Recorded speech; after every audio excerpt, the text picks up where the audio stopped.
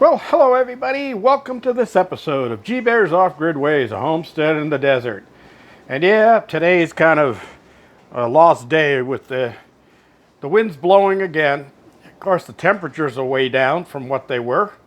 It's been a little bit of cooler here. I saw it up to 90 today, but that's still 17 degrees cooler than yesterday. And 86 is what it is now at 5 o'clock. So a lot of wind blowing, 21, 24, averaging 17.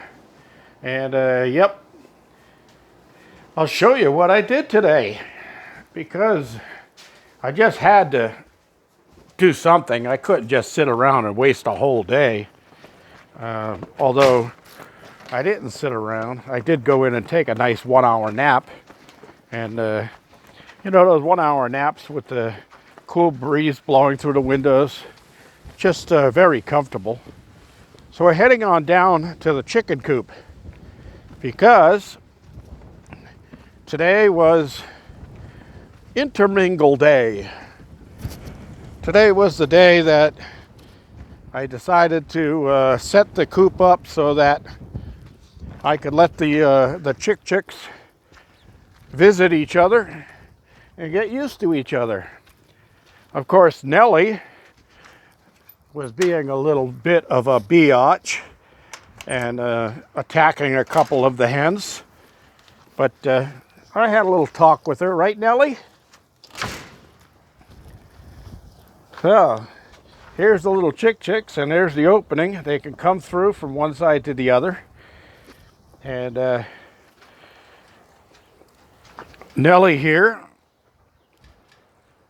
is going to be a good girl, aren't you? What's going to happen when they decide to get up there into your coop? And Brewster over there, he just wandered around between them all, and they all checked him out, see what was going on. But yeah, I raked the area out, cleaned this up, and then I set this up so I have this hatch door. And right now it's hanging on a chain with a hook. So I can pull the hook, drop this down and close it off anytime I want if I have to isolate any one of the hens for brutality or anything like that. But they seem to be taken to their own little side there. They come in here and roam around, check things out, and steal food. And all Nellie cares about is taking her little mud baths in the holes. I pour water in the holes on these hot days so that they can get in there and lay in the cool, moist dirt. All the coops were cleaned out today. Everybody's been fed. There's extra scratch on the ground there so they won't get hungry. They've had their greens all ready for the day. There's second filling of water in their water dish today, and it's already more than 2/3 gone, so that'll last them the night, and then I'll have to replace that in the morning. Yep, everybody's hunkering down because of the winds. So that was what we did today, right, Nellie? All right. So, short video today, right guys?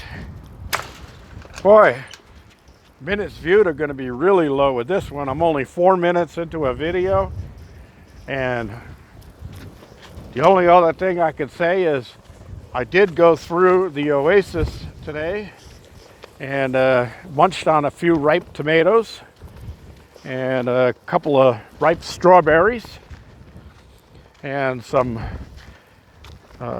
arugula and some spinach. So I had my salad already. But we'll come over here to the side, and you can see one thing I wanted to mention was those flowers right there. Those are carrot seeds. And there are going to be a lot of them. So I got those carrots gone to seed so that I'll have more carrot seeds to plant. One of the most important things when you're off-grid garden is to make sure that you regenerate seeds of everything you like to plant so that you can keep on replanting. One thing to remember though, when you do that, especially with tomatoes, tomato seeds, if they're hybrid tomatoes, like Early Girls or something like that, these are Brandywine Pinks, they're a hybrid tomato. Every time you take seeds from a plant and plant them the following year, you revert them back to their original, how do I say it? What the original seed was taken from. So you end up with heirlooms. And nothing wrong with heirlooms. I love heirlooms. Of course, the only reason that they went to hybrids is to make them pretty, because heirloom tomatoes are always kind of ugly looking with the big bumps sticking out the side and all of that. And there's stories about how they were believed to be poisonous originally. And now there's a guy on the internet that talks about how tomatoes are your worst enemy if you're trying to lose weight.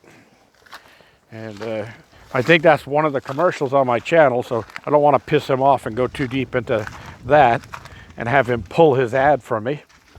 But yeah, I had to spot water the trees that are in pots over here and things like that, because they don't last, water doesn't last in those very long.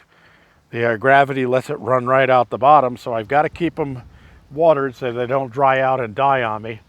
And these were pretty dry today when I got here, so you can see the few of the leaves have gone yellow and got a little discoloring to them. Peaches are really looking good. They're coming up. So I'll have some peaches this year. I had to take off most of the peaches. This thing had probably 150 peaches on that little tree, and that tree won't support 150 peaches. So it's cut down to probably 18 peaches on the tree. So that'll get a bit of quality peach out of each one. All right, celery has gone to seed. Cilantro has gone to seed. Radishes have gone to seed. Yeah, the kale has gone to seed. Greens do not like heat.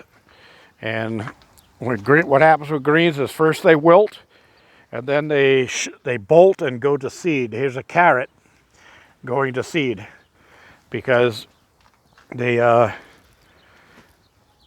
want survival. So they're going to try to produce seed so that they can reproduce and go on. All right, I gave my neighbors one of the heads of lettuces, or the cabbage, I mean, and I'm going to have to make myself up some cabbage soup here, but just too hot for soup.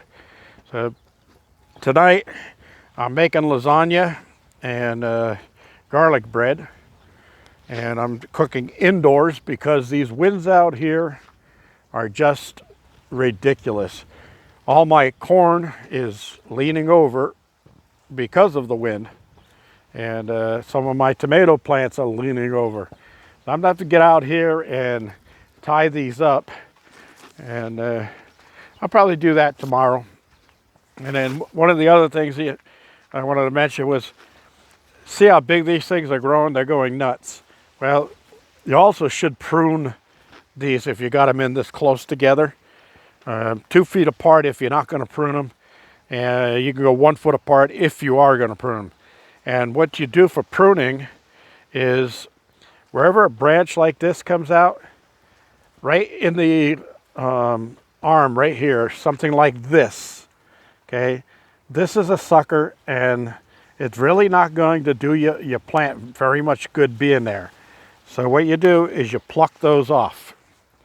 And then this will, down the line, actually produce another set of flowers, but it takes away from the ones that you already have set on here.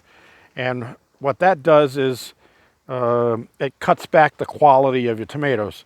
So you want to thin them out by pulling these little suckers off. Now, you see all the little hairs? Let me see if I can focus. See all the little hairs that are on this thing? They go all the way down.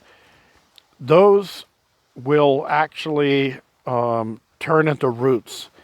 So you can take this unit that you broke off of there, break off this extra set of leaves right here, get rid of that, and bury this thing all the way up as deep as you can, right up to there if you can. And it'll turn into another tomato plant. So you don't have to, when you go into the store and buying tomato plants, there's another sucker in there. You don't have to buy a lot of tomato plants. You can buy one tomato plant, pull off these suckers, stick them in the ground, or stick them in a pot, and grow another tomato plant off of it. As long as you see those little white hairs sticking out of the branch, it will actually grow more. Now tomatoes, like as soon as they hit the soil, my wire's connected up there. As soon as they hit the soil, if they're laying down, if you don't tie them up to stakes like I did here, they'll set root off of one of these branches and start another set of roots. And that's actually good for the plant, but it's not good for the tomatoes to lay in the dirt. So just prune your plants back and use the prunings to make more plants if you need them. I don't need them. I've got plenty of tomato plants here and actually no more room to plant them. So you want to, I'll just throw that down there for now. And you want to definitely prune your plants and you'll get healthier, more delicious fruit off of your tomato plants. All right. So that's about all I have for today, everybody. This is G Bear reminding you, give me a thumbs up down there. Don't forget to subscribe if you haven't already. I'm trying to earn you subscriptions, and we got a few people who have been subscribing, and I appreciate it. Welcome aboard, everybody. This is G Bear signing off.